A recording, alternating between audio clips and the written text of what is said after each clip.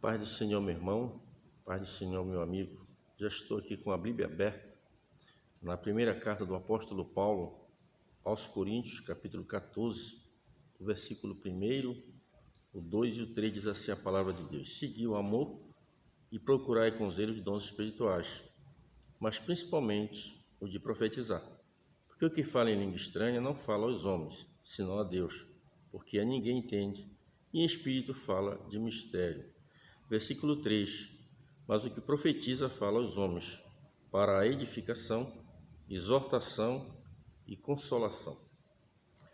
Vamos falar nesta mensagem sobre os dons de elocuções, também chamado dons de inspiração.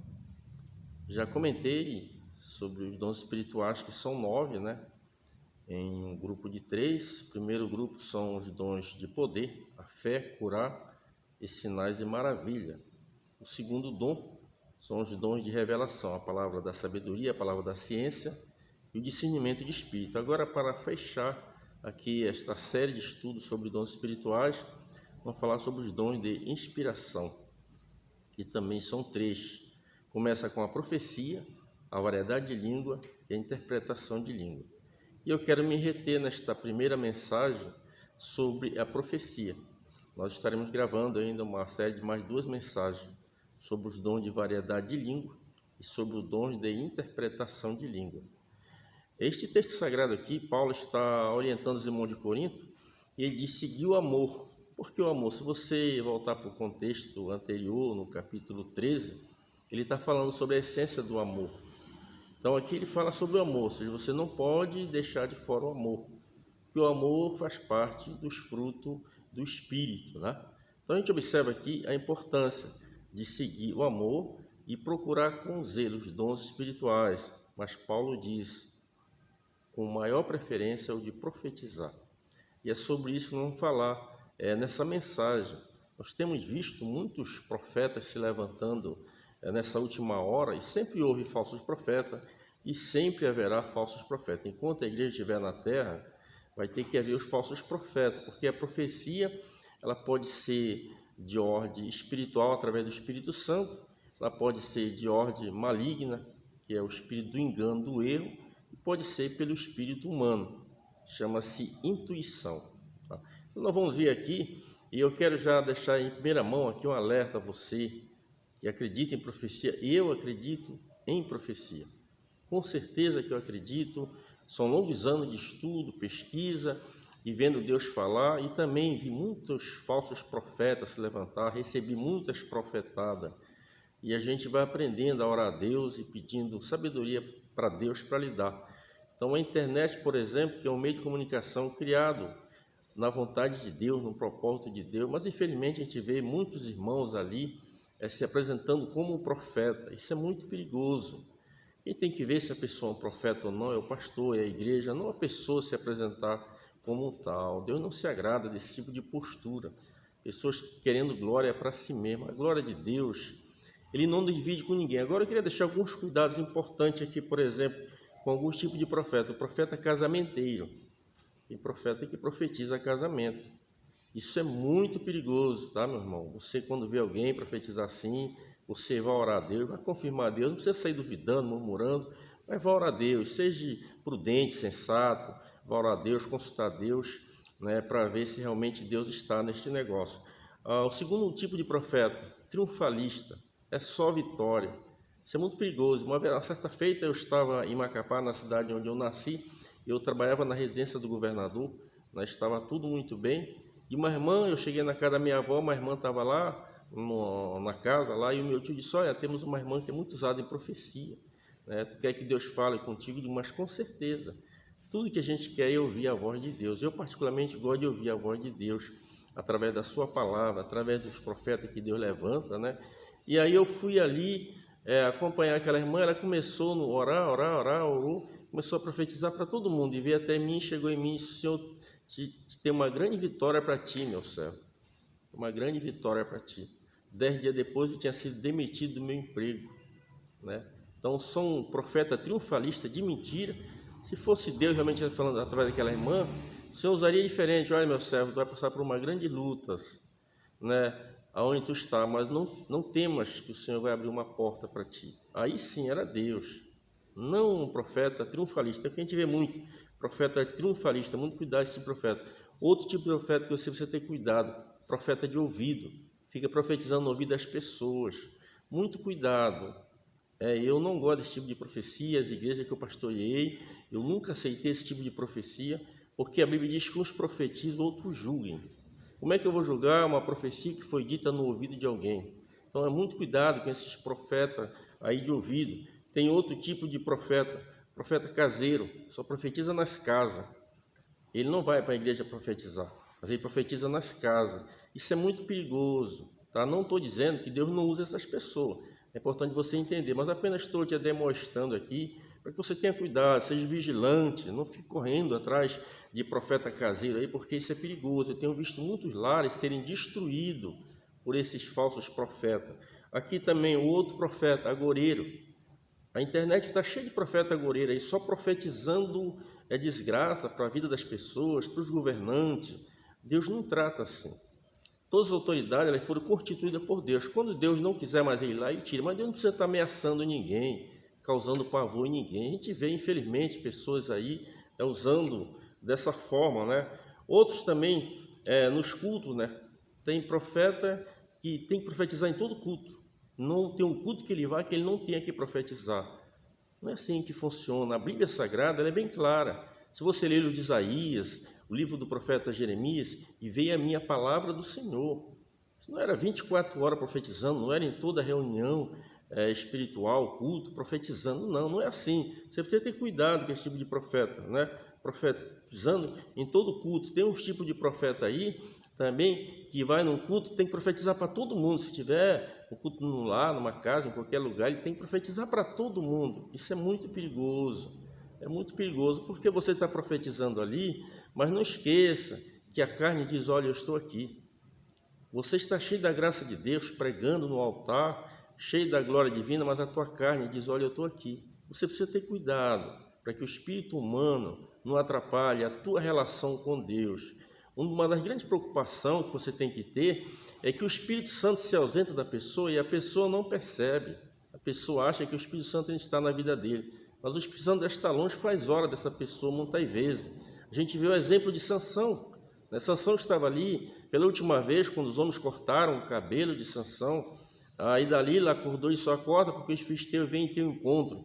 Já me levantarei e sairei como dantes. Mas a Bíblia diz que Sansão não sabia que o Espírito Santo já havia se retirado dele, né? Então você precisa ter cuidado. O salmista no Salmo 51, que não fala depois um pouco mais sobre a pessoa do Davi, ele diz, não me lance fora da tua presença e nem retire de mim o teu Espírito Santo, porque o Espírito Santo é que usa com a profecia. E a profecia, por que Paulo está estimulando os irmãos de Corinto, a igreja atual, sobre a profecia? Porque a Bíblia diz que não havendo profecia, o povo se corrompe. Então, nós precisamos da profecia. Então, aqui no livro de 1 Coríntios, capítulo 14, e o versículo 3, vamos observar os 3 objetivos da profecia, né?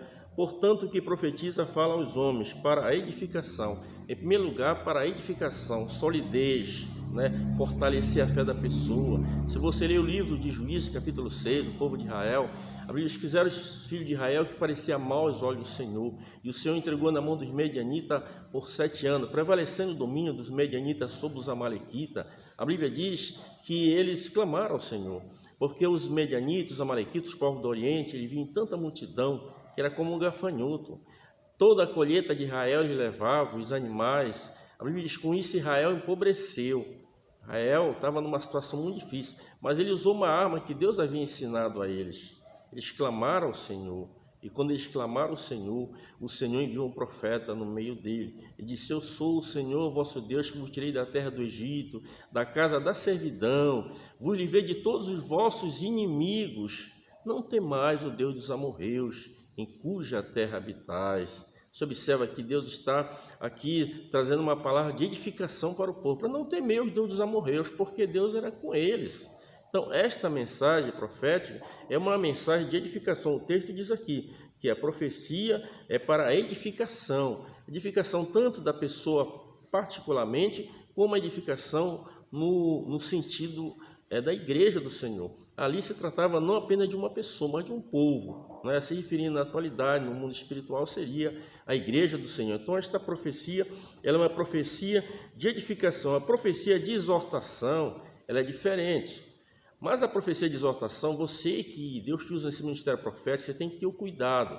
Eu escolhi um texto sagrado, lá de 2 Samuel, né? Nós temos um texto sagrado de 2 Samuel, no capítulo de número 13 de Samuel. Você pode ler em casa, o tempo não vai permitir que eu entre em detalhes sobre este texto, mas a Bíblia fala sobre um pecado que Davi havia cometido. Mas você observa que o profeta Natã, o homem de Deus, ele chegou na casa de Davi, mas vê a maneira como ele se dirigiu. Ele não se dirigiu a Davi diante de Joabe, que era o comandante do seu exército. O homem de Deus, ele não se dirigiu diante das esposas de Davi, diante dos filhos de Davi. Ele chamou Davi à parte e entregou a mensagem de Deus. Você tem que ter cuidado com essas pessoas que dizem, olha, eu tenho um recado de Deus para ti. Deus não manda recado, Deus manda mensagem. O recado, meu amigo, ele chega distorcido. Se você mandar um recado por alguém, uma pessoa, você gravar aquele recado, e quando a pessoa for passar o recado, ele gravar novamente, você vai observar que ele chegou distorcido lá. Ele nunca chega na sua essência. Por isso Deus não manda recado, Deus fala direto, mas Deus fala com sabedoria. Você observa que aqui o Davi ele estava numa situação, era confortável aos olhos dele, mas a Bíblia diz que o profeta Natã, o homem de Deus, chegou lá e começou a conversar com Davi. Veja aqui, ele disse, olha, Davi tinha um homem, numa cidade havia 2 homens, um homem era muito rico e o outro era muito pobre. Um tinha muitas ovelhas, vacas, camelos, e o outro só tinha uma simples cordeira, e essa dormia no seu regaço. Mas veio um viajante de fora, e o homem rico pegou a única cordeira do pobre e matou para o homem viajante. E na medida que o homem de Deus ia proferindo essa parábola para a pessoa de Davi, a Bíblia diz que a fúria de Davi foi se aumentando. E Davi disse, olha, este homem, eu digo que ele merece morrer. E pela sua cordeira da pessoa pobre, ele deveria dar quadruplicado, porque não usou de misericórdia. Quando ele fala assim, você observa a maneira sábia como Deus usou a pessoa de Natã. Por quê? Porque se tratava de um rei, né? E o objetivo daquela profecia não era destruir a vida de Davi, não, mas era levar Davi a um conserto, a reconhecer que ele havia pecado. As profecias, elas são justamente para isso, ainda que seja uma profecia de exortação, mas o objetivo dessa profecia é para que essa pessoa venha se retratar a Deus, não é para destruir o casamento. Aí muitas vezes o homem cometeu um erro e o profeta se levanta no meio de todo mundo e causa aquele transtorno, destrói a família, destrói o lar. Deus não usa desta forma. A pessoa que Deus usa na profecia, ele tem que ter a sabedoria de Deus, no momento certo, entregar a mensagem de Deus, de maneira que o reino de Deus ele venha a ganhar, de maneira que o nome de Jesus ele venha a ser glorificado. Aqui não é a glória para o homem, não, se apresentar porque ele é um profeta de Deus. E a Bíblia diz que quando Davi se enfureceu, o profeta Natã disse, este homem é tu, Davi. E agora o profeta Natã diz tudo o que havia acontecido. Se você ler o capítulo 12 do mesmo livro de 2 Samuel, você vai ver o grande pecado que Davi havia cometido. E no versículo 13 você observa que o Davi reconhece. Ele disse, eu pequei contra o Senhor. Ele poderia ter chamado Joabe, ter chamado o soldado e mandado levar a pessoa de Natã e matar, mas não, ele reconheceu que ele havia pecado. E Deus disse, olha, o Senhor transpassou o teu pecado, tu não morrerás.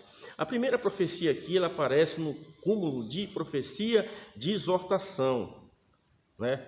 Exortando ele. E depois vem a profecia aqui no sentido já de consolação, não morrerás. O Senhor estava consolando ele, porque a mensagem aqui no livro na carta do apóstolo Paulo diz que é para edificação, exortação e consolação. Então ele já consolou ele, tu não morrerás, o Senhor transpassou o teu pecado. Em outras palavras, Deus estava dizendo, olha, o Davi te perdoou, as consequências desse teu pecado virão, porém tu não morrerás. Esta é uma profecia já de cúmulo, da parte de consolo. Ela entra em primeiro lugar com a profecia de exortação e depois com a profecia de consolo. Vamos seguir em seguida com esta mensagem.